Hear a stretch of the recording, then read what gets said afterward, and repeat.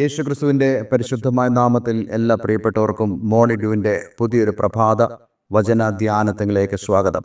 കഴിഞ്ഞ ദിവസങ്ങളിലൊക്കെ നമുക്ക് വളരെ അനുഗ്രഹിക്കപ്പെട്ട ആത്മീക വചന ചിന്തയിലൂടെ കടന്നു പോകാൻ തക്കോണം ദൈവം നമ്മെ സഹായിച്ചല്ലോ. ഈ ദിവസങ്ങളിലൊക്കെ നമ്മൾ ചിന്തിക്കുന്നത് റോമാലേഖനം 8-ാം അധ്യായം അതിൻ്റെ 14-ാമത്തെ വാക്യത്തെ ആസ്പദമാക്കിക്കൊണ്ട് ദൈവത്തിൻ്റെ ആത്മാവ് നമ്മെ എവിടേക്കൊക്കെയാണ് നയിക്കുന്നത് എന്നുള്ള വളരെ പ്രധാനപ്പെട്ട ചിന്തകളാണ് നമ്മൾ ഈ ദിവസങ്ങൾ ചിന്തിച്ചുകൊണ്ടിരിക്കുന്നത്. അതിൽ വളരെ പ്രധാനപ്പെട്ടതായി കർത്താവായ യേശുക്രിസ്തു തന്നെ യോഹന്നാന്റെ സുവിശേഷം 14-ാം അധ്യായം 25-26 ദൈവത്തിൻ്റെ പരിശുദ്ധാത്മാവ് എന്തു ചെയ്യും എന്ന് യേശുക്രിസ്തു പറയുന്നുണ്ട്. ആ വാക്യം ഇപ്രകാരമാണ്: ഞാൻ നിങ്ങളോട് കൂടെ വസിക്കുമ്പോൾ ഇത് നിങ്ങളോട് സംസാരിച്ചിരിക്കുന്നു, എങ്കിലും പിതാവ് എൻ്റെ നാമത്തിൽ അയപ്പാനുള്ള പരിശുദ്ധാത്മാവ് എന്ന കാര്യസ്ഥൻ നിങ്ങൾക്ക് സകലവും ഉപദേശിച്ചു തരികയും ഞാൻ നിങ്ങളോട് പറഞ്ഞതൊക്കെയും നിങ്ങളെ ഓർമ്മപ്പെടുത്തുകയും ചെയ്യും. നമ്മൾ ഈ ഒരു വാക്യമാണ് കഴിഞ്ഞ ദിവസങ്ങളൊക്കെ ചിന്തിച്ചത്. ദൈവത്തിൻ്റെ ആത്മാവ് നമുക്ക് എല്ലാം തന്നെ പറഞ്ഞു തരുമെന്നും അതേപോലെ തന്നെ കർത്താവ് യേശുക്രിസ്തു നമ്മെ പഠിപ്പിച്ചതായ കാര്യങ്ങൾ നമ്മെ ഓർമ്മപ്പെടുത്തുക എന്നുള്ള ആ വലിയ ഉത്തരവാദിത്തം ദൈവത്തിൻ്റെ പരിശുദ്ധാത്മാവ് നിർവഹിക്കുന്നെന്നും നമുക്ക് ബോധ്യപ്പെടുവാൻ ഇടയായി തീർന്നല്ലോ. അതേപോലെ തന്നെ കഴിഞ്ഞ ദിവസം എഫേസ്യ ലേഖനം 2-ാം അധ്യായം അതിൻ്റെ 20-22 വാക്യങ്ങളിൽ ക്രിസ്തുയേശു തന്നെ മൂലക്കല്ലായിരിക്കെ നിങ്ങളെ അപ്പോസ്തലന്മാരും പ്രവാചകന്മാരും എന്ന അടിസ്ഥാനത്തിന്മേൽ പണിതിരിക്കുന്നു.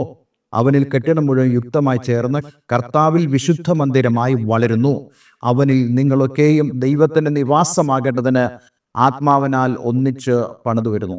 ഇവിടെ എല്ലാം തന്നെ ദൈവത്തിൻ്റെ പരിശുദ്ധാത്മാവിൻ്റെ ഇടപെടൽ നമുക്ക് അനുഭവിക്കാൻ സാധിക്കും. ഇതൊക്കെയും നമ്മൾ ചിന്തിക്കുമ്പോൾ തന്നെ നമ്മുടെ ജീവിതത്തിൽ ഈ ദിവസങ്ങളിൽ ദൈവത്തിൻ്റെ ആ പരിശുദ്ധാത്മാവിൻ്റെ വലിയ സഹിത്വം നമ്മൾ അനുഭവിച്ചറിയേണ്ടത് വളരെ ആവശ്യമാണ്.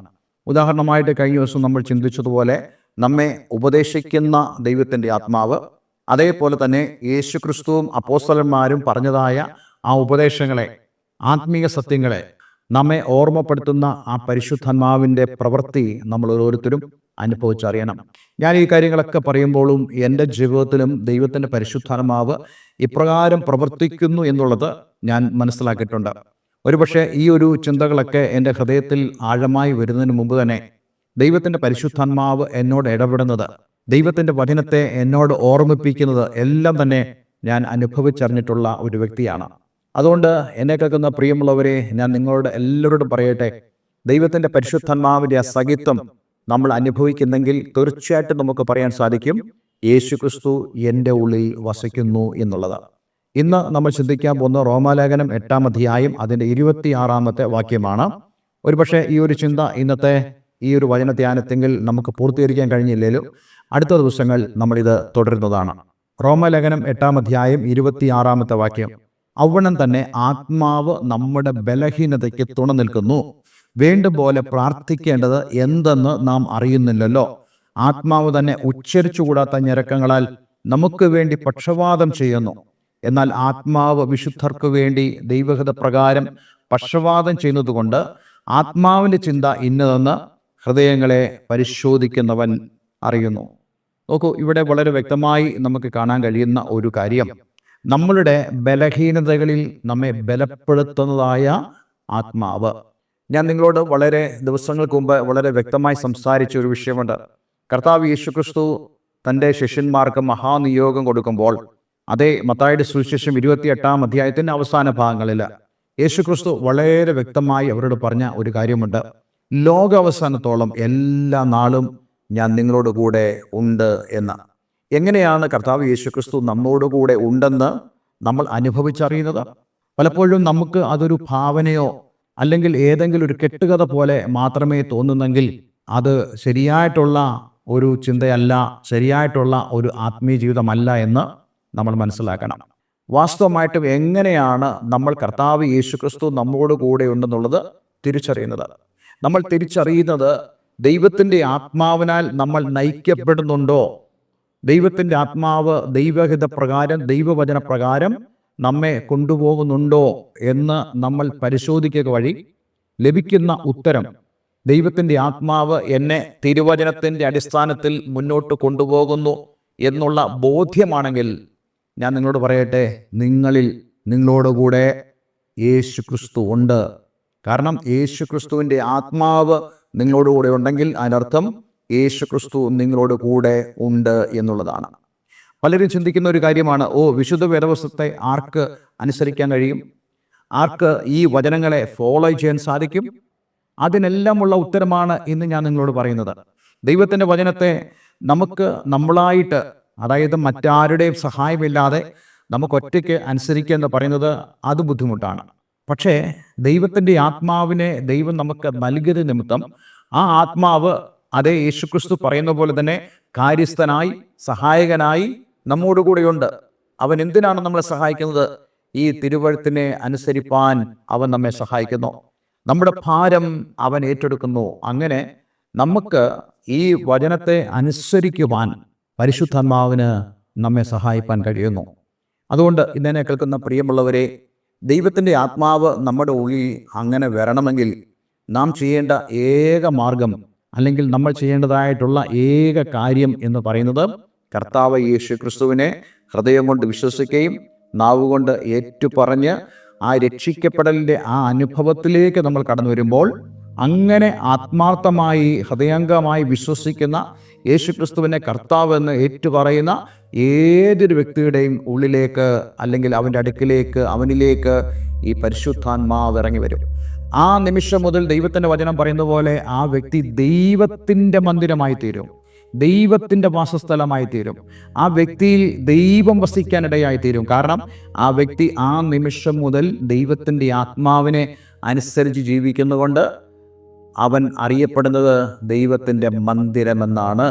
നിങ്ങൾ ദൈവത്തിൻ്റെ മന്ദിരമെന്നും ദൈവത്തിൻ്റെ ആത്മാവ് നിങ്ങളിൽ വസിക്കുന്നെന്നും നിങ്ങൾ അറിയുന്നില്ലയോ? അപ്പോൾ ദൈവത്തിൻ്റെ മന്ദിരമാണെങ്കിൽ ആ മന്ദിരത്തിൽ വസിക്കുന്നത് ദൈവത്തിൻ്റെ ആത്മാവാണ്. അങ്ങനെയല്ലേ നമുക്ക് തിരുവചനത്തിൽ കാണാൻ കഴിയുന്നത്? നിങ്ങൾ ദൈവത്തിൻ്റെ മന്ദിരമെന്നും ദൈവത്തിൻ്റെ ആത്മാവ് നിങ്ങളിൽ വസിക്കുന്നെന്നും നിങ്ങൾ അറിയുന്നില്ലയോ?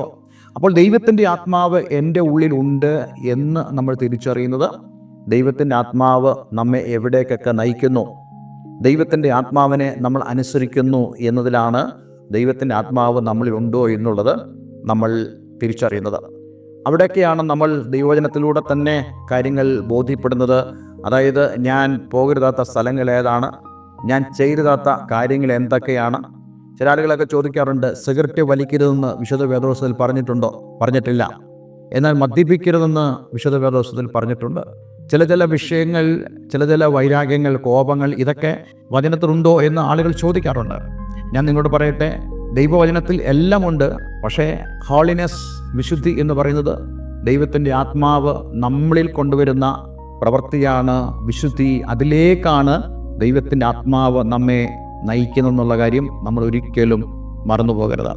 അതുകൊണ്ട് ഇന്ന് ഈ വചനം കേൾക്കുമ്പോൾ തന്നെ ഞാൻ ഇന്ന് നിങ്ങളെ ഉത്ബോധിപ്പിക്കാൻ ആഗ്രഹിക്കുന്ന പ്രധാനപ്പെട്ട കാര്യം, ദൈവത്തിൻ്റെ ആത്മാവ് ഉള്ളിൽ വസിക്കുന്നവരായി നിങ്ങൾ ജീവിക്കണം.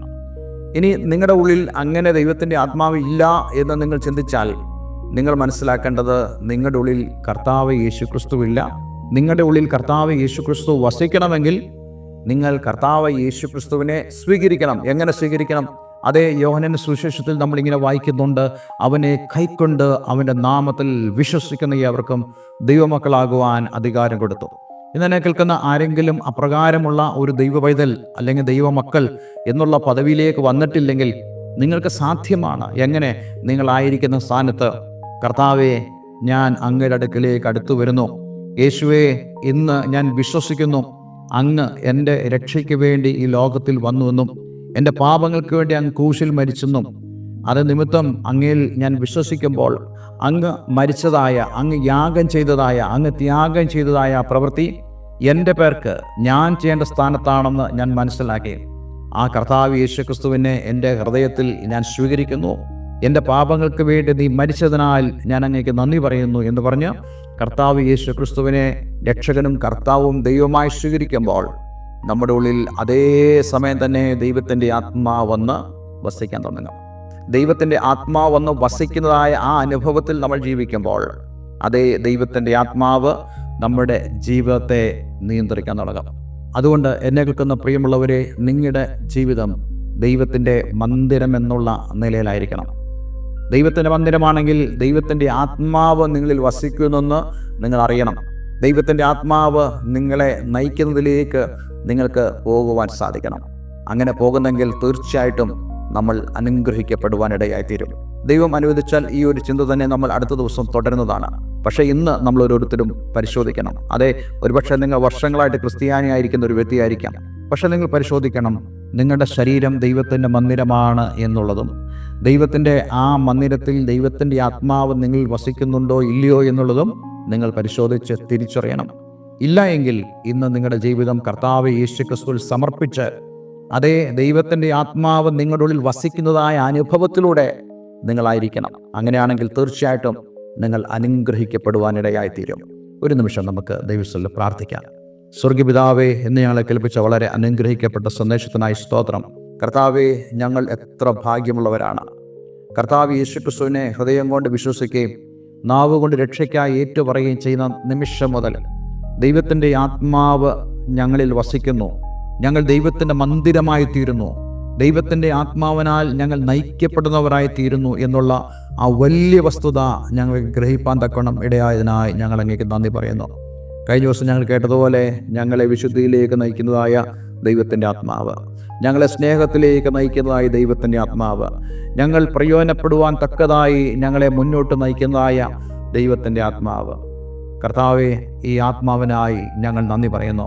ഈ വചനം കേട്ട ഏവരെയും ഞാൻ യേശുവിൻ്റെ നാമത്തിൽ അനുഗ്രഹിക്കുന്നു. പ്രാർത്ഥന കേട്ടതിന് നന്ദി. യേശു ക്രിസ്തുവിൻ നാമത്തിൽ തന്നെ. ആമേൻ, ആമേൻ. ഇന്നത്തെ വേദവചനം നിങ്ങളുടെ ജീവിതത്തിൽ വളരെ അനുഗ്രഹപ്രദമായി തീർന്നു എന്ന് ഞാൻ വിശ്വസിക്കുന്നു.